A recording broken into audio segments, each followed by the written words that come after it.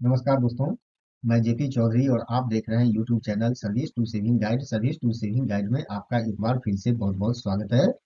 दोस्तों, इस वीडियो में मैं आपसे चर्चा करने जा रहा हूं एनवीएस ट्रांसफर पॉलिसी 2021 से मल्टीपल चॉइस क्वेश्चंस और उसके आंसर को, जो कि principal, vice principal, OS, SSA, JSA या फिर एनवीएस या जेएनवी के किसी भी कैडर या पोस्ट के लिए लिमिटेड डिपार्टमेंटल कॉम्पिटिटिव एग्जामिनेशन या फिर ओपन कॉम्पिटिटिव एग्जामिनेशन के लिए काफी महत्वपूर्ण है। और इस वीडियो का एक और मुख्य उद्देश्य है कि मल्टीपल चॉइस क्वेश्चन के थ्रू आपको एनवीएस ट्रांसफर पॉलिसी 2021 के बारे में पूरी जानकारी देना, ताकि कोई भी क्वेश्चन अगर एनवीएस ट्रांसफर पॉलिसी 2021 से पूछा जाता है तो आप उसका फटाफट आंसर दे सके। और इसी को ध्यान में रखते हुए मैंने इस वीडियो को दो पार्ट में तैयार किया है और दोनों पार्ट में क्वेश्चन को बैलेंस किया गया है। कुछ क्वेश्चंस और उसके आंसर और एक्सप्लेनेशन आपको इस पार्ट में देखने को मिलेंगे और कुछ क्वेश्चंस, उसके आंसर और एक्सप्लेनेशन इस वीडियो के पार्ट 2 में आपको देखने को मिलेंगे। दोनों को ही बैलेंस किया गया है।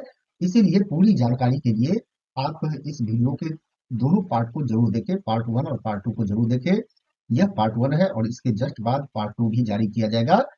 तो दोस्तों, वीडियो को आगे बढ़ाने से पहले मेरा एक रिक्वेस्ट है कि अगर अभी तक आपने अपने YouTube channel service to saving guide को सब्सक्राइब नहीं किया है तो अभी सब्सक्राइब कर ले। और वीडियो अच्छा लगे तो आप इसे ज्यादा से ज्यादा लाइक और शेयर जरूर करें, क्योंकि यह वीडियो काफी मेहनत से बनाया गया है, काफी बारीकी से, काफी समय देकर क्वेश्चन को कंपाइल किया गया है और यह वीडियो बनाया गया है। तो अगर आप मुझे प्रोत्साहित करना चाहते हैं इस तरह के और वीडियो बनाने के लिए, तो आप इसे सब्सक्राइब जरूर करें, लाइक करें और शेयर करें। तो अगर आप तैयार हैं तो यह रहा फर्स्ट क्वेश्चन आपके स्क्रीन पर। दोस्तों, फर्स्ट क्वेश्चन आप यहां देख रहे हैं कि फर्स्ट क्वेश्चन है ट्रांसफर पॉलिसी से संबंधित। Revise transfer policy implemented from ATD 2022 is known as, यानी कि जो revise transfer policy annual transfer drive 2022 से लागू किया गया, इसे किस नाम से जाना जाता है। और इसके लिए आप यहाँ चार ऑप्शन देख रहे हैं। फर्स्ट ऑप्शन है transfer policy 2020, transfer policy 2021, transfer policy 2022 और फोर्थ ऑप्शन है नन ऑफ देम। इसमें करेक्ट आंसर बताना है। तो आपने गेस कर लिया होगा, तो चलिए मैं भी आपको इसका आंसर बता देता हूँ। इसका सही आंसर होगा आंसर सेकंड। इससे ट्रांसफर पॉलिसी 2021 के नाम से जाना जाता है, भले ही यह इंप्लीमेंट हुआ एनुअल ट्रांसफर ड्राइव 2022 से। तो आइए जानते हैं सेकंड क्वेश्चन। सेकंड क्वेश्चन आप यहाँ स्क्रीन पर देख रहे हैं, यह है रोटेशनल ट्रांसफर पॉलिसी से संबंधित। Rotational transfer policy for regional language teacher is. अब बताना है कि जो रीजनल लैंग्वेज टीचर के लिए रोटेशनल ट्रांसफर पॉलिसी है यह क्या है। इसके लिए चार ऑप्शन आप नीचे देख रहे हैं। फर्स्ट ऑप्शन है an independent transfer module with in the framework of existing transfer policy, यानी कि जनरल ट्रांसफर पॉलिसी के फ्रेमवर्क के तहत यह एक इंडिपेंडेंट ट्रांसफर मॉड्यूल है। सेकेंड ऑप्शन है अ सेपरेट ट्रांसफर पॉलिसी, यानी कि यह एक अलग ही ट्रांसफर पॉलिसी है। थर्ड है और transfer policy for all language teacher, यानी कि रोटेशनल ट्रांसफर पॉलिसी सभी लैंग्वेज टीचर्स के लिए है। और चौथा ऑप्शन है नन ऑफ द अबव। अब इसमें आपको बताना है कि इसका सही आंसर क्या होगा। तो दोस्तों, आपने सोच रखा होगा, तो आप उसे टेस्ट करके देखिए कि आप सही हैं या गलत है। इसका सही आंसर होगा फर्स्ट, यानी कि जो एग्जिस्टिंग ट्रांसफर पॉलिसी है, जनरल ट्रांसफर पॉलिसी है 2021, उसके तहत यह एक इंडिपेंडेंट ट्रांसफर मॉड्यूल है। अगर एग्जामिनेशन में क्वेश्चन पूछता है तो ये बताना है ये अलग से ट्रांसफर पॉलिसी नहीं है, बल्कि जनरल ट्रांसफर पॉलिसी के तहत यह एक सेपरेट ट्रांसफर पॉलिसी है उसके फ्रेमवर्क के अंदर। तो इसका सही आंसर फर्स्ट होगा। और इस तरह का प्रोविजन ट्रांसफर पॉलिसी 2012 में भी था। अगर ये पूछता है तो उस ट्रांसफर पॉलिसी में इसे इंट्रोड्यूस किया गया था, ट्रांसफर पॉलिसी 2012 में। तो आइए देखते हैं थर्ड क्वेश्चन। तो थर्ड क्वेश्चन यह रहा आपके स्क्रीन पर, which transfer guideline introduced priority category and shift from count transfer count displacement count to priority based transfer. इसमें बताना है कि इस ट्रांसफर गाइडलाइन के तहत प्रायोरिटी कैटेगरी को इंट्रोड्यूस किया गया, यानी कि प्रायोरिटी कैटेगरी को शामिल किया गया। और इसमें जो ट्रांसफर काउंट या डिस्प्लेसमेंट काउंट होता था, उससे शिफ्ट हो गया प्रायोरिटी बेस्ड ट्रांसफर पर। यानी कि पहले जो ट्रांसफर होता था उसके लिए ट्रांसफर काउंट, डिस्प्लेसमेंट काउंट को लिया जाता था, लेकिन वहां से शिफ्ट हो गया प्रायोरिटी बेस्ड ट्रांसफर, यानी कि प्रायोरिटी के आधार पर ट्रांसफर किया जाने लगा। तो इसके लिए भी आप यहाँ चार ऑप्शन देख रहे हैं। पहला ऑप्शन है ट्रांसफर गाइडलाइन 2015, सेकेंड ऑप्शन है ट्रांसफर गाइडलाइन 2016, थर्ड ऑप्शन है ट्रांसफर गाइडलाइन 2017 और फोर्थ ऑप्शन है ट्रांसफर गाइडलाइन 2018। इसमें से कौन सा सही है? अगर आपने सोच रखा है तो आप उसे वेरीफाई कर ले। इसका सही आंसर होगा ट्रांसफर गाइडलाइन 2015, यानी कि जो प्रायोरिटी कैटेगरी है या फिर जो शिफ्ट है प्रायोरिटी बेस्ड ट्रांसफर पर, यह ट्रांसफर गाइडलाइन 2015 में इसका प्रोविजन किया गया, इसे इंट्रोड्यूस किया गया, इसीलिए इसका करेक्ट आंसर होगा फर्स्ट। अब देखते हैं क्वेश्चन नंबर 4। तो क्वेश्चन नंबर 4 क्या है? तो दोस्तों यह रहा आपके स्क्रीन पर क्वेश्चन नंबर 4। इसमें बताना है कि जो ये स्टेटमेंट है वह सही है या गलत है। पहला देखिए, basic and mandatory locking period of 2 years apply to all cadres on transfer and initial posting on recruitment और promotion except for cumulative tenure DFR and all cadres below GSA. यानी कहता है कि बेसिक और मैंडेटरी जो locking period है 2 years का, यह cumulative tenure DFR all cadres below GSA, यानी कि जेएसए से बिलो के जितने भी कैडर है उनको छोड़कर सभी कैडर और पोस्ट पर ट्रांसफर पर लागू होता है। इनिशियल पोस्टिंग और रिक्रूटमेंट, यानी कि जो प्रमोशन होता है या फिर जो शुरुआती भर्ती होती है, यानी कि जो नई भर्ती होती है तो उसके बाद जो फर्स्ट पोस्टिंग होती है तो उस पर भी यह 2 years का basic and mandatory locking period 2 years का लागू होता है। तो आपको बताना है यह सही है या गलत है। तो आइए इसका आंसर जान लेते हैं पहले, फिर एक्सप्लेनेशन देखते हैं। इसका जो सही आंसर है कि यह फॉल्स है, यह गलत है स्टेटमेंट। अब यह गलत क्यों है, इसे मैं एक्सप्लेनेशन के थ्रू बताता हूं कि ट्रांसफर गाइडलाइन 2024 जो जारी हुआ है उसमें यह बताया गया है कि ये 2 years का जो मैंडेटरी लॉकिंग पीरियड है यह अब सभी पोस्ट कैडर पर लागू होगा और किसी भी तरह का एक्सेप्शन नहीं होगा। ये बता देना चाहता हूं कि ट्रांसफर पॉलिसी में community tenure DFR and all cadres below JSA सभी को एग्जम्प्ट किया गया है। कम्युनिटी टेन्योर में अगर डिसिप्लिनरी प्रोसीडिंग के बाद ट्रांसफर किया गया हो अगर किसी कर्मचारी को तो उस पर 2 वर्ष का लागू होता था, अदरवाइज सभी को एग्जम्प्ट किया गया था। लेकिन ट्रांसफर गाइडलाइंस 2024 में ये कहा गया है कि अब यह सभी पर लागू होगा, यानी इसके लिए कोई एक्सेप्शन नहीं होगा, भले जैसे कैडर जैसे से नीचे कैडर का हो या किसी भी प्रायोरिटी कैटेगरी में हो, तो सभी पर यह लागू होगा। और एक फैक्ट और जान लीजिए कि यह जो 2 years का basic and mandatory locking period होता है यह रीजनल लैंग्वेज टीचर्स पर भी लागू होता है, लेकिन रोटेशनल ट्रांसफर पर नहीं होता है, क्योंकि रोटेशनल ट्रांसफर एक अलग तरह का ट्रांसफर है कि जो प्रिस्क्राइब टेन्योर है उसे पूरा करने के बाद ट्रांसफर दिया जाता है, तो बाकी पर लागू होता है। बल्कि रोटेशनल ट्रांसफर के तहत अगर किसी कर्मचारी का ट्रांसफर होता है तो उस पर यह 2 years का मैंडेटरी लॉकिंग पीरियड लागू नहीं होता है। तो अब आपने इसका सही आंसर जान लिया, तो अब जानते हैं क्वेश्चन नंबर 5 क्या है। देखते हैं कि क्वेश्चन नंबर 5 क्या है। तो दोस्तों आप यहाँ स्क्रीन पर देख रहे हैं question number 5। Question number 5, which of the following employees is not exempted from posting in home town, यानी कि होम टाउन में पोस्टिंग से इनमें से किन कर्मचारी को छूट नहीं मिली हुई है। तो यहाँ पर आप चार तरह का ऑप्शन देख रहे हैं। पहला है पीएच फिजिकली हैंडीकैप, दूसरा है इलेक्ट्रीशियन, थर्ड है ऑल कैडर्स बिलो जेएसए और फोर्थ है डीएफआर यानी कि ड्यू फॉर रिटायरमेंट। तो आइए जानते हैं, और आपने भी सोच लिया होगा इसका सही आंसर। तो इसका सही आंसर होगा 4, यानी कि पीएच इलेक्ट्रीशियन या फिर कहे ऑल कैडर्स बिलो जेएसए, यानी कि जूनियर सेक्रेटरिएट असिस्टेंट से जो नीचे के कैडर है तो इन सभी को छूट मिली हुई है कि होम टाउन में पोस्टिंग ले सकते हैं, होम टाउन में रह सकते हैं। लेकिन इस तरह की सुविधा डीएफआर कैटेगरी के कर्मचारी को नहीं दी गई है, यानी कि इनको एग्जाम्पशन नहीं मिला हुआ है। और इससे संबंधित आप पैरा 3J देख सकते हैं ट्रांसफर पॉलिसी का, और 30/12/2022 को जो क्लैरिफिकेशन जारी किया गया था आप उसे भी देख सकते हैं। अब इससे संबंधित कुछ एक्सप्लेनेशन देख लेते हैं कि रिस्ट्रिक्शन अप्लाई टू आरएलटी ऑल्सो, यानी कि जो होम टाउन में पोस्टिंग पर जो रिस्ट्रिक्शन है यह रीजनल लैंग्वेज टीचर पर भी लागू होता है, यानी कि उनकी भी पोस्टिंग होम टाउन में नहीं हो सकती है अगर इस कैटेगरी में वो नहीं आते हैं तो। आइए जानते हैं क्वेश्चन नंबर 6। क्वेश्चन नंबर 6 ये रहा आपके स्क्रीन पर। Except transfer on account of disability and और serious element, transfer on request will normally be made between of the year. कहता है कि डिसेबिलिटी या फिर सीरियस एलिमेंट यानी कि गंभीर बीमारी के केस को छोड़कर जो रिक्वेस्ट ट्रांसफर है वो नॉर्मली इन महीनों के बीच में किया जाएगा। कर्मचारियों का जो ट्रांसफर है नॉर्मली इन मंथ्स के बीच में किया जाएगा। तो आपको बताना है किस मंथ के बीच में, ट्रांसफर पॉलिसी के हिसाब से किस मंथ में नॉर्मली कर्मचारियों का ट्रांसफर किया जाएगा। पहला देख सकते हैं अप्रैल टू जुलाई, सेकेंड ऑप्शन है मई टू अगस्त, थर्ड है जून टू सितंबर और फोर्थ है जुलाई टू नवंबर। तो आइए जानते हैं इसका सही आंसर, और आपने भी पता कर लिया होगा। इसका सही आंसर है फर्स्ट, यानी कि अप्रैल टू जुलाई के बीच में किया जाएगा। और ये पैरा 3 को देख सकते हैं, ट्रांसफर पॉलिसी के पैरा 3 को। आइए अब देखते हैं क्वेश्चन नंबर 7 कि क्वेश्चन नंबर 7 क्या है। तो दोस्तों ये रहा क्वेश्चन नंबर 7 आपके स्क्रीन पर। What is the aim of rotational transfer policy for RLT, यानी कि रीजनल लैंग्वेज टीचर के लिए जो रोटेशनल ट्रांसफर पॉलिसी है, तो उसका एम क्या है, उद्देश्य क्या है।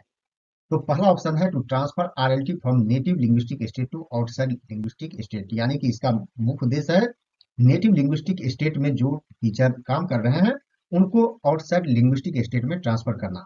दूसरा एम बताया जा रहा है कि to transfer RLT from outside native state to linguistic native state, यानी कि जो टीचर या कर्मचारी आउटसाइड नेटिव स्टेट में काम कर रहे हैं तो उनका ट्रांसफर लिंग्विस्टिक नेटिव स्टेट में करना, यानी कि जिस स्टेट का लैंग्वेज है, जिस स्टेट में वो लैंग्वेज पढ़ाया जाता है, ओरिजिनल लैंग्वेज है जहाँ का, तो वहाँ ट्रांसफर करना। तीसरा उद्देश्य बताया जा रहा है native linguistic state to hard station, यानी कि नेटिव लिंग्विस्टिक स्टेट से हार्ड स्टेशन में ट्रांसफर करना।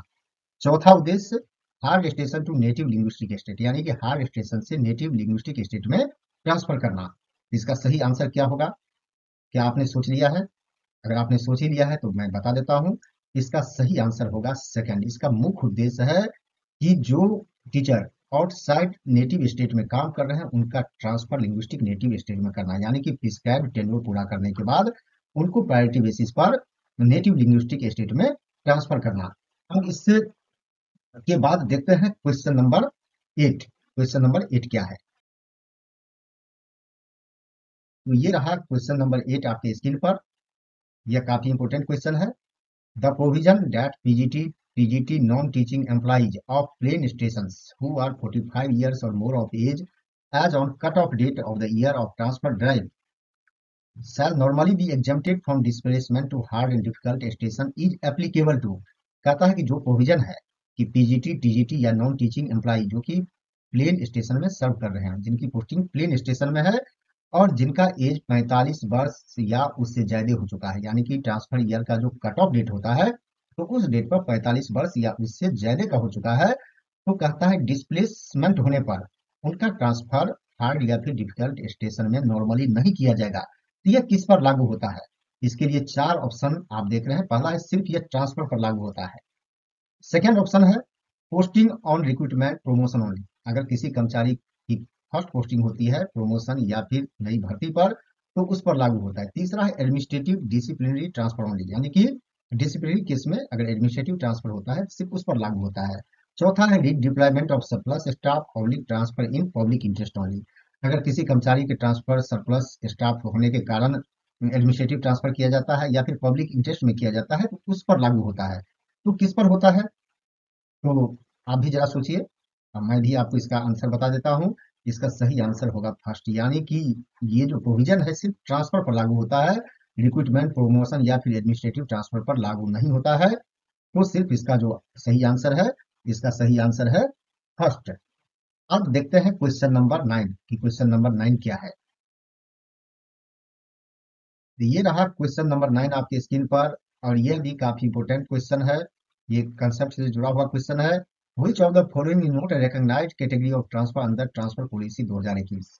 ट्रांसफर पॉलिसी 2021 के तहत इसमें से कौन सा रिकॉग्नाइज्ड कैटेगरी नहीं है ट्रांसफर का? उसमें अलग अलग तरह के ट्रांसफर का जिक्र किया गया है, तो इसमें से कौन सा ट्रांसफर है, किस तरह का ट्रांसफर है जिसका जिक्र नहीं है, जो कि ट्रांसफर पॉलिसी के तहत नहीं आता है? पहला ऑप्शन देख सकते हैं रिक्वेस्ट ट्रांसफर, दूसरा डिस्प्लेसमेंट ट्रांसफर, तीसरा एडमिनिस्ट्रेटिव ट्रांसफर और चौथा पनिशमेंट ट्रांसफर। तो दोस्तों इसका क्या होगा सही आंसर? क्या आपने गेस कर लिया है? तो आइए जानते हैं इसका सही आंसर। इसका करेक्ट आंसर है 4, यानी कि पनिशमेंट ट्रांसफर का जिक्र कहीं भी ट्रांसफर पॉलिसी 2021 में नहीं है और पनिशमेंट ट्रांसफर का प्रोविजन नहीं है। बाकी 3 तरह के ट्रांसफर का जिक्र ट्रांसफर पॉलिसी 2021 में जरूर है। अब देखते हैं क्वेश्चन नंबर 10।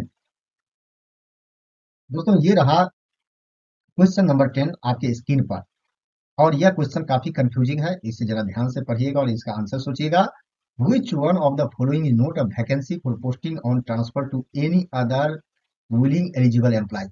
अगर कोई willing यानी कि इच्छुक कर्मचारी अगर ट्रांसफर पर अपना पोस्टिंग लेना चाहता है तो इसमें से किस जगह पर पोस्टिंग नहीं ले सकता, उनकी पोस्टिंग नहीं की जा सकती क्योंकि उसे वैकेंट नहीं माना जाता। इसके लिए चार ऑप्शन देख सकते हैं। पहला है deemed to be vacant, second है protected deemed, third deemed vacancy, fourth deemed. तो किस वैकेंसी के अगेंस्ट में उनकी पोस्टिंग नहीं की जा सकती? तो ये कंफ्यूजिंग है और इसका सही आंसर आप जान लीजिए। इसका सही आंसर है सेकंड, प्रोटेक्टेड डीम्ड। क्योंकि प्रोटेक्टेड डीम्ड जो है यह वैकेंसी होता ही नहीं है। और बाकी जो देख रहे हैं आप यहाँ पर deemed to be vacant, deemed vacancy, deemed, ये सभी वैकेंसी है और एक ही का ये अलग अलग नाम है। सभी एक है, तीनों जो बाकी तीन है एक ही है। प्रोटेक्टेड डीम्ड पर किसी का ट्रांसफर नहीं किया जा सकता। आप थोड़ा एक्सप्लेनेशन बता देता हूँ इसका। यहाँ आप देख सकते हैं कि प्रोटेक्टेड ड्यूटी जो मार्क किया जाता है ये ट्रांसपेरेंसी लाने के लिए कि कोई कर्मचारी किसी पोस्ट पर लंबे समय से बना हुआ है और अगर कोई कर्मचारी वहां पर ट्रांसफर लेना चाहता है प्रोटेक्टेड ड्यूटी के अगेंस्ट में, तो उनकी पोस्टिंग नहीं की जा सकती। यानी कि कर्मचारी का ट्रांसफर उस पोस्ट के अगेंस्ट में नहीं की जा सकती क्योंकि उस पोस्ट को वैकेंट ही नहीं माना जाता, जिससे प्रोटेक्टेड ड्यूटी डिक्लेयर किया जाता है। तो जब वैकेंसी ही नहीं होगी तो किसी का पोस्टिंग कैसे किया जा सकता है? तो आपने जान लिया इसके बारे में कि deemed to be vacant, protected deemed, deemed vacancy और डीम्ड क्या होता है।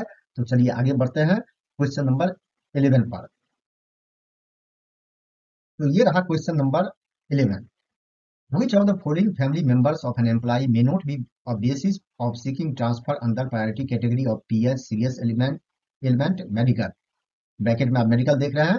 तो कहता है कि अगर कोई कर्मचारी पीएच यानी कि फिजिकली हैंडीकैप या सीरियस एलिमेंट के प्रायोरिटी कैटेगरी के तहत ट्रांसफर लेना चाहता है, तो इसमें से किस फैमिली मेंबर के पीएच होने या गंभीर बीमारी होने के आधार पर ट्रांसफर का दावा नहीं कर सकता है? तो चार ऑप्शन आप यहाँ देख सकते हैं, सेल्फ, स्पाउज, फादर और फोर्थ ऑप्शन है सन और डॉटर। तो किसके आधार पर दावा नहीं कर सकता है? तो क्या आप इसका आंसर जानते हैं? नहीं जानते हैं तो आप ये देखिए, ये आंसर आपके सामने में। ये है सही आंसर है थर्ड, यानी कि फादर अगर पीएच हो या फिर सीरियस एलिमेंट की कैटेगरी में आता हो तो भी इसके आधार पर दावा नहीं किया जा सकता। और इसके लिए ट्रांसफर पॉलिसी का प्रोविजन 4.5 का ये भी देख सकते हैं। अब इससे संबंधित कुछ और जानकारी दे देता हूँ। मैंने आपसे वादा किया है कि पूरी ट्रांसफर पॉलिसी की जानकारी मैं आपको दूंगा एमसीक्यू के थ्रू। एक्सप्लेनेशन देखिए। अब यहाँ देख सकते हैं father, mother, brother, sister, other relatives. कहता है ये क्राइटेरिया नहीं हो सकता है प्रायोरिटी कैटेगरी के तहत ट्रांसफर लेने का। जो पीएच या फिर सीरियस एलिमेंट है इस कैटेगरी के तहत ट्रांसफर कोई भी कर्मचारी नहीं ले सकता, भले ही कि ये मेंबर उन पर डिपेंडेंट ही क्यों ना हो। अब समझ गए कि इनके आधार पर नहीं लिया जा सकता, सिर्फ सेल्फ, स्पाउस, सन, डॉटर के आधार पर पीएच या फिर सीरियस एलिमेंट कैटेगरी के तहत यानी कि प्रायोरिटी कैटेगरी के तहत ट्रांसफर कोई भी कर्मचारी ले सकता है। तो आइए देखते हैं question number 12।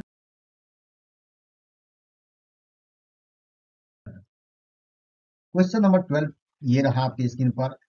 Which one of the following is false with regard to provision of transfer guideline 2021? दोस्तों ट्रांसफर गाइडलाइन से भी क्वेश्चन पूछा जा सकता है क्योंकि इसका जिक्र ट्रांसफर पॉलिसी 2021 में है। फर्स्ट ऑप्शन है, अब बताना इसमें से कौन सा सही नहीं है, कौन सा गलत है स्टेटमेंट। तो यहाँ देख सकते हैं clarification regarding mandatory 5 years tenure for regional language teacher in outside native state. यानी कि ट्रांसफर गाइडलाइन 2020 में यह क्लैरिफिकेशन दिया गया कि आउटसाइड नेटिव स्टेट में जो सर्व करने वाले रीजनल लैंग्वेज टीचर है उनका मैंडेटरी टेन्योर 5 वर्ष का होगा आउटसाइड नेटिव स्टेट में। सेकंड है introduction of no displacement for employee of cadre below GSA with home district posting for these employees. यानी कि ये भी इंट्रोड्यूस किया गया ट्रांसफर गाइडलाइन 2020 में कि जेएसए से जो बिलो कैडर के एम्प्लॉय हैं उनका डिस्प्लेसमेंट नहीं होगा और ऐसे कर्मचारी होम टाउन में बने रह सकते हैं या फिर होम टाउन में पोस्टिंग ले सकते हैं, यानी कि उनको छूट दी गई। तीसरा प्रोविजन है introduction of restriction in posting of NVS spouse in home district of either of the spouse counterparts. और ये भी इंट्रोड्यूस किया गया कि जो एनवीएस के स्पाउस है वह एक दूसरे के होम टाउन में ट्रांसफर नहीं ले सकते। और चौथा ऑप्शन है cut off date of actual vacancy due to retirement to be 31 July. यानी कि रिटायरमेंट के कारण जो वैकेंसी रेज किया जाएगा वह जो कट ऑफ डेट होगा 31 जुलाई का होगा। तो दोस्तों इसमें से कौन सा गलत है, क्या आपने सोच लिया? सोच ही लिया अगर आपने तो मैं इसका सही आंसर आपको बता देता हूँ।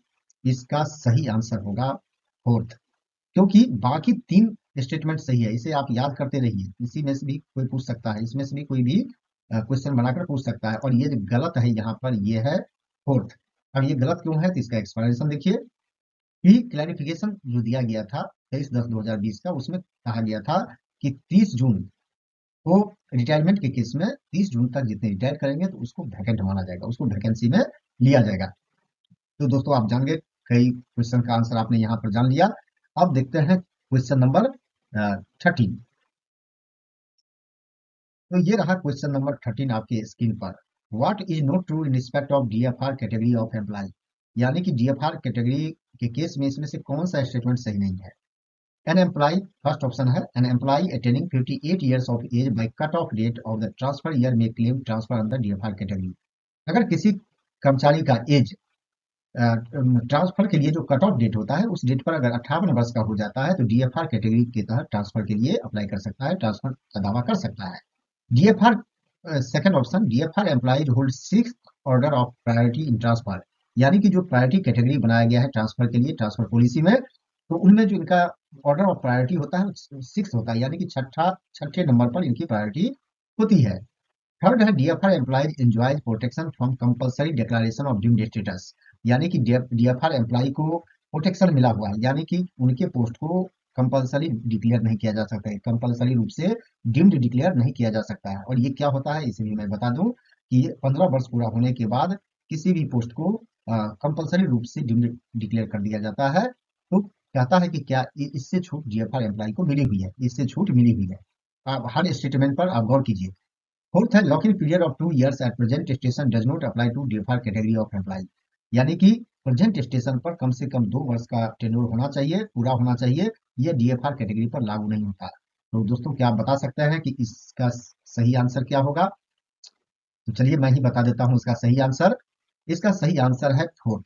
बाकी जो तीन देख रहे हैं तीनों जो है सही है, ये सही नहीं है क्योंकि अभी मैंने आपको इस वीडियो में पहले बताया है कि जो ट्रांसफर गाइडलाइन 2024 है उसमें अब रिस्ट्रिक्शन लगा दिया गया है सभी कैडर पर और सभी पोस्ट पर कि ट्रांसफर के लिए कम से कम जो बेसिक या फिर मैंडेटरी लॉकिंग पीरियड है 2 years का होना चाहिए, यानी कि कर्मचारी का टेन्योर 2 years का वहां पर पूरा होना चाहिए।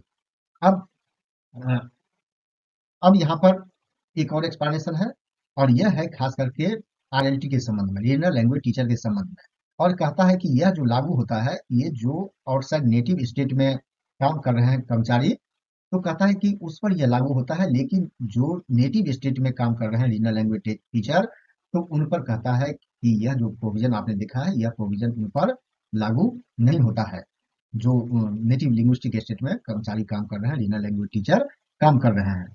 आइए अब देखते हैं क्वेश्चन नंबर 14। दोस्तों ये रहा क्वेश्चन नंबर 14 और यह है स्पाउस कैटेगरी से संबंधित। विच क्वेश्चन पहले मैं पढ़ के बता देता हूँ। Which employee of NDS having working spouse shall not be considered under valid spouse category for seeking transfer. कहता है कि इनमें से किस वर्किंग स्पाउस को वैलिड स्पाउस कैटेगरी के तहत ट्रांसफर पर विचार नहीं किया जा सकता है, यानी कि अगर स्पाउस के आधार पर कोई भी कर्मचारी ट्रांसफर लेना चाहता है तो इसमें से किस कर्मचारी के केस में इसे वैलिड प्रायोरिटी कैटेगरी नहीं माना जाएगा। इसके लिए चार ऑप्शन है।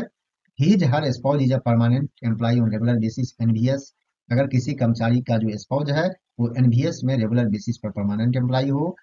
सेकंड है, his her spouse is a permanent employee on regular basis in central state government office department, अगर किसी कर्मचारी का स्पाउस रेगुलर बेसिस पर परमानेंट एम्प्लॉय हो किसी भी सेंट्रल स्टेट गवर्नमेंट के ऑफिस या फिर डिपार्टमेंट में।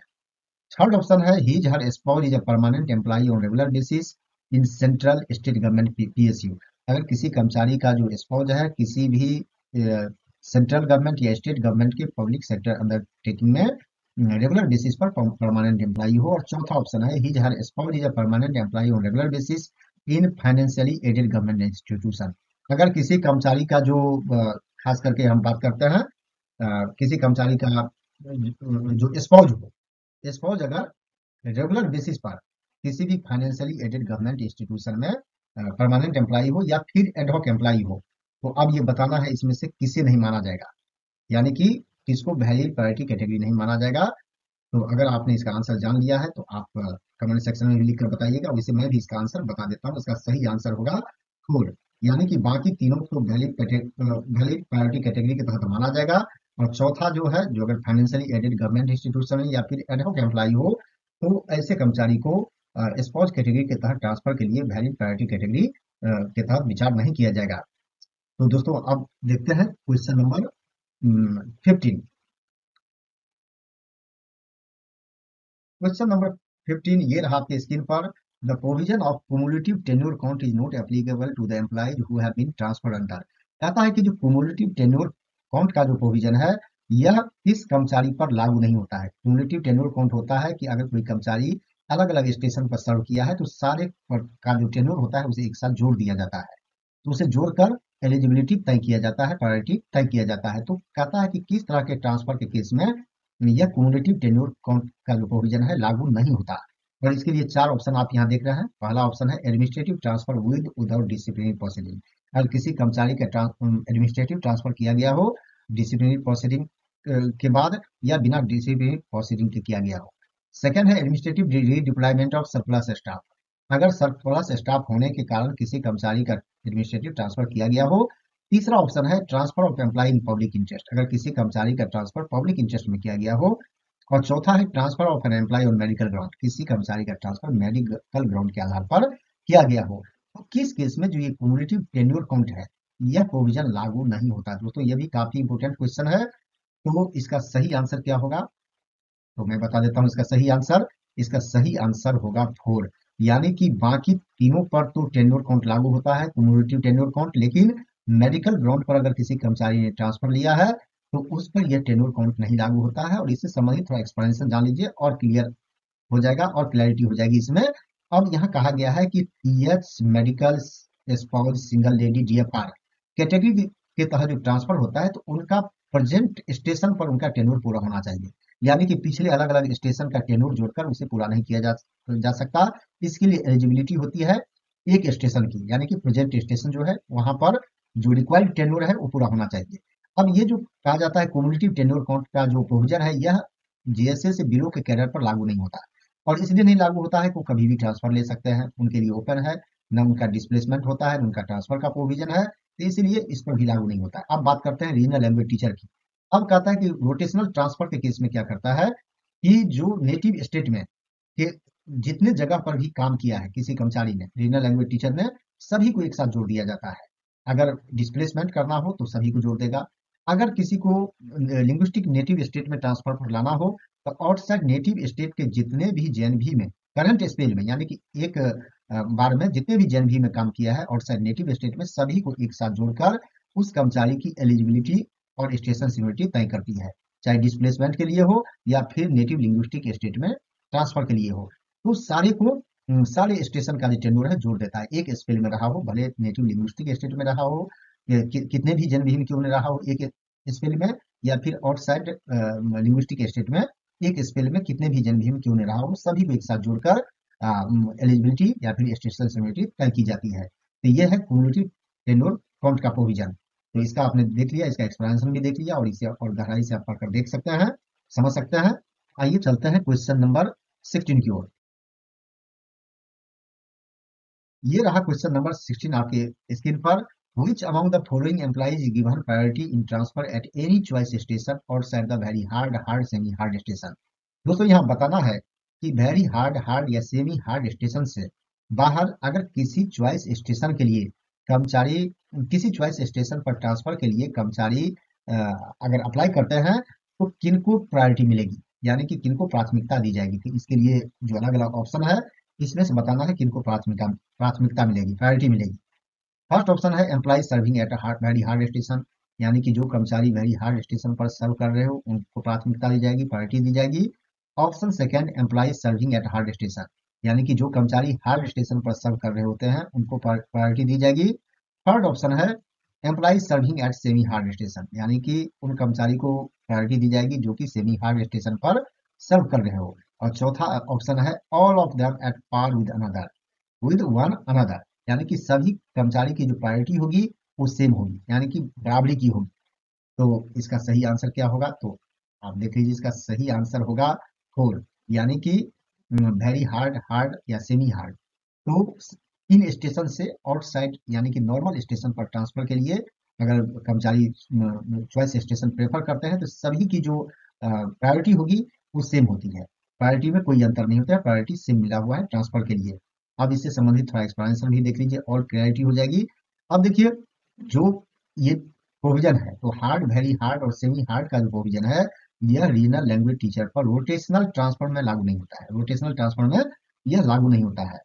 और दूसरा है कि जहां तक ये टेन्योर की बात है, हार्ड, वेरी हार्ड या सेमी हार्ड कैटेगरी की, तो कहता है कि यह जो जेएसए से बिलो का कैडर है, उसके लिए मैंडेटरी नहीं होता है। यानी कि वहां पर इतना समय पूरा करना, इतना टेन्योर पूरा होना, यह जो प्रोविजन है यह जेएसए या फिर उससे नीचे के कर्मचारियों पर लागू नहीं होता है। तो आपने देख लिया, यह रोटेशनल ट्रांसफर पर लागू नहीं होता है और जेएसए से बिलो के कैडर पर लागू नहीं होता है। तो अब इसके एक्सपांशन के साथ और क्लैरिटी हो गई होगी। तो अब आगे बढ़ते हैं और देखते हैं क्वेश्चन नंबर 17। तो दोस्तों, ये रहा क्वेश्चन नंबर 17 आपके स्क्रीन पर। Which of the following options regarding normal tenure prescribed at one station for different cadres of employee for declaring duties not true? इसमें बताना है कि कौन सा सही नहीं है। अब क्वेश्चन कहता है कि किसी एक स्टेशन पर किसी एक स्टेशन पर जो अलग अलग कैडर के कर्मचारियों के लिए जो नॉर्मल टेन्योर रखा गया है, जिसके बाद उस पोस्ट को डिम्ड किया जा सकता है, तो नीचे जो दिए गए ऑप्शन है इसमें से कौन सा सही नहीं है। यानी कि नॉर्मल टेन्योर कितना होना चाहिए जिसके बाद उसे डिम्ड किया जा सकता है। तो नीचे जो ऑप्शन दिया गया है अलग अलग कैडर पोस्ट के अगेंस्ट में, तो इसमें से कौन सा सही नहीं है। अब प्रिंसिपल वीपी ओएस के लिए कहता है कैडर जो नॉर्मल टेन्योर है 5 ईयर्स का रखा गया है। All cadres for PGT to JSA, यानी कि पीजीटी से लेकर जूनियर सेक्रेटरीट असिस्टेंट तक जो सभी का जो यहाँ पर नॉर्मल टेन्योर रखा गया है 10 ईयर्स का रखा गया है। Regional language teachers serving outside native state 10 years का रखा गया है। यानी कि इसे 10 ईयर्स का रखा गया है सभी रीजनल लैंग्वेज टीचर्स के लिए जो कि आउटसाइड नेटिव स्टेट में सर्व कर रहे हो। यानी कि लिंग्विस्टिक नेटिव स्टेट का नहीं बल्कि आउटसाइड नेटिव स्टेट का बात हो रही है यहाँ पर। तो 10 ईयर्स का रखा गया है। कैडर्स बिलो जेएसए 15 ईयर्स, यानी कि जो जेएसए से नीचे का कैडर है उनके लिए 15 वर्ष का नॉर्मल टेन्योर रखा गया है किसी एक स्टेशन पर। और इतना पूरा होने के बाद उनका जो पोस्ट है उसे ड्यूम्ड डिक्लेयर कर दिया जाएगा। तो इस संबंध में इसमें से कौन सा सही नहीं है, तो आपने आंसर सोच रखा होगा। तो देखिए इसका सही आंसर है 4। यानी कि पहले भी बताया है कि जो जेएसए से बिलो कैडर के कर्मचारी हैं उनका चूंकि डिस्प्लेसमेंट नहीं होता है, उनके लिए कोई भी जो नॉर्मल टेन्योर है वो नहीं रखा गया है, क्योंकि चूंकि इनका डिस्प्लेसमेंट करने का कोई प्रोविजन ही नहीं है, इसलिए ये कितने दिन तक भी रह सकता है वहां पर।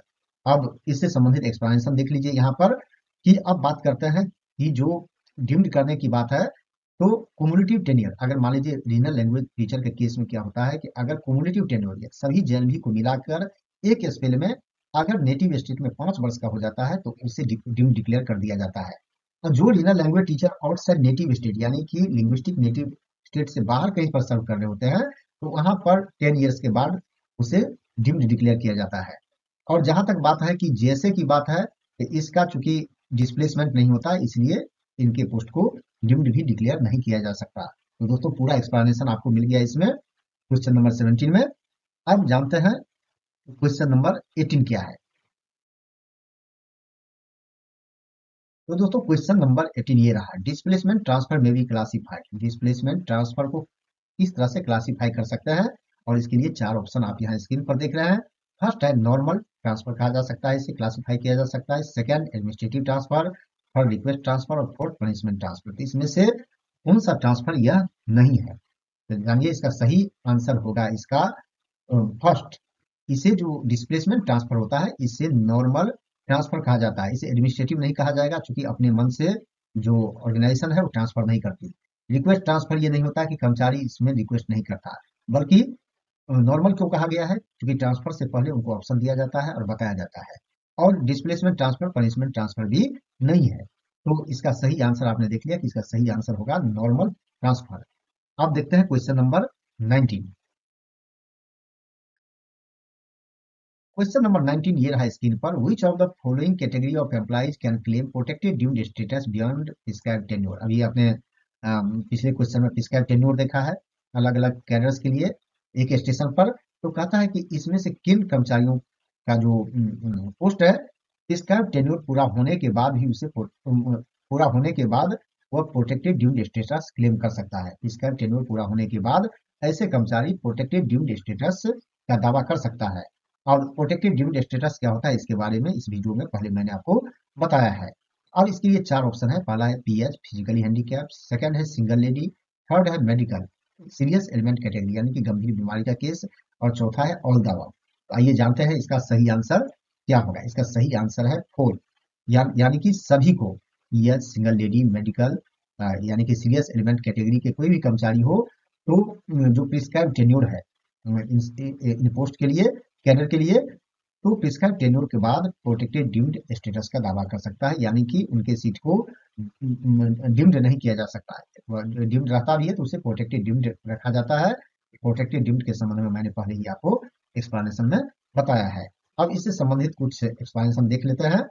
अब यहाँ पर देखते हैं कि PH, medical category, single lady, NVS spot और डीएफआर, ये सारे कर्मचारी जो प्रिस्क्राइब टेन्योर है उसे पूरा करने के बाद प्रोटेक्टेड डीम्ड स्टेटस का दावा कर सकते हैं। अब रीजनल लैंग्वेज टीचर की बात है तो इसमें 53 वर्ष का एज, यानी कि ट्रांसफर ईयर में कट ऑफ डेट पर अगर इनका एज 53 ईयर्स का एज हो जाता है, चाहे इनकी पोस्टिंग नेटिव स्टेट में हो या फिर आउटसाइड नेटिव स्टेट में हो, अगर 53 वर्ष का एज पूरा हो जाता है, और valid category, valid priority category, PS, serious element, spouse, single lady या डीएफआर, इसके तहत किसी में भी कवर्ड हो, तो इनके पोस्ट को प्रोटेक्टेड ड्यूम्ड डिक्लेयर कर दिया जाता है। और प्रोटेक्टेड ड्यूम्ड का मतलब है ऐसे कर्मचारी का जो डिस्प्लेसमेंट है वो नहीं हो सकता। अब इसके लिए प्रिस्क्राइब टेन्योर क्या है वो जान लीजिए। रीजनल लैंग्वेज टीचर के लिए with in the native state, linguistic state 5 years का रखा गया। 5 ईयर्स के बाद डीम्ड किया जाता है, उसके बाद कर्मचारी का डिस्प्लेसमेंट हो सकता है। अगर आउटसाइड नेटिव स्टेट में ऐसे कर्मचारी सर्व कर रहे हैं तो इसके लिए जो टेन्योर रखा गया है 10 ईयर्स का रखा गया है। 10 ईयर्स होने पर डीम्ड किया जाता है। अगर वैलिड प्रायोरिटी कैटेगरी में आता है, जो आप यहाँ देख रहे हैं स्क्रीन पर अलग अलग तरह के प्रायोरिटी कैटेगरी, तो उसके बाद भी उसके बाद प्रोटेक्टेड ड्यूम्ड स्टेटस का दावा कर सकते हैं। तो दोस्तों आपने जान लिया इसके बारे में। अब देखते हैं क्वेश्चन नंबर 20। क्वेश्चन नंबर 20 है, which of the following type of transfer does not entertain an employee to transfer TA, यानी कि किस तरह के ट्रांसफर के केस में कोई भी कर्मचारी टीए का दावा नहीं कर सकता है, ट्रैवलिंग अलाउंस का दावा नहीं कर सकता है। इसके लिए 4 ऑप्शन है। पहला एडमिनिस्ट्रेटिव ट्रांसफर, दूसरा rotational transfer of RLT, regional language teacher, तीसरा है डिस्प्लेसमेंट ट्रांसफर, और चौथा है transfer within plain station on request, अगर कोई कर्मचारी रिक्वेस्ट पर प्लेन स्टेशन के अधीन ट्रांसफर के लिए दावा करता है, रिक्वेस्ट करता है। तो इससे संबंधित सही आंसर क्या होगा वो भी आप देख लीजिए। इसका सही आंसर है 4, एडमिनिस्ट्रेटिव ट्रांसफर के केस में टीए अलाउ होता है। रोटेशनल ट्रांसफर जो रीजनल लैंग्वेज टीचर का होता है इस केस में टीए का प्रोविजन है। डिस्प्लेसमेंट ट्रांसफर आप जानते होंगे कि डिस्प्लेसमेंट ट्रांसफर में भी टीए दिया जाता है, लेकिन अगर कोई कर्मचारी प्लेन स्टेशन के अंदर रिक्वेस्ट ट्रांसफर के लिए अप्लाई करता है तो इस केस में टीए अलाउ नहीं होता है। अगर यही कर्मचारी प्लेन स्टेशन से hard, semi hard, very hard के लिए अप्लाई करता है तो प्रिस्क्राइब टेन्योर में जो बेसिक टेन्योर है पूरा करने के बाद तो टीए के हकदार हो जाते हैं। तो दोस्तों ये है फर्स्ट पार्ट, और इसमें मैंने आपको 20 क्वेश्चन बताया है, और हर एक जगह पर मैंने एक्सप्लेनेशन के थ्रू आपको एनवीएस ट्रांसफर पॉलिसी 2021 के बारे में जानकारी दी है, गाइडलाइंस के बारे में जानकारी दी है। और मुझे पूरा विश्वास है कि यह वीडियो आपको अच्छा लगा होगा, क्योंकि यह वीडियो अपने तरह का पहला वीडियो होगा यूट्यूब पर, और जानकारी अच्छी लगी होगी। अगर ये वीडियो आपको अच्छा लगा तो आप इसे ज्यादा से ज्यादा लाइक और शेयर जरूर करें। इस वीडियो को अंत तक देखने के लिए आपको बहुत बहुत धन्यवाद।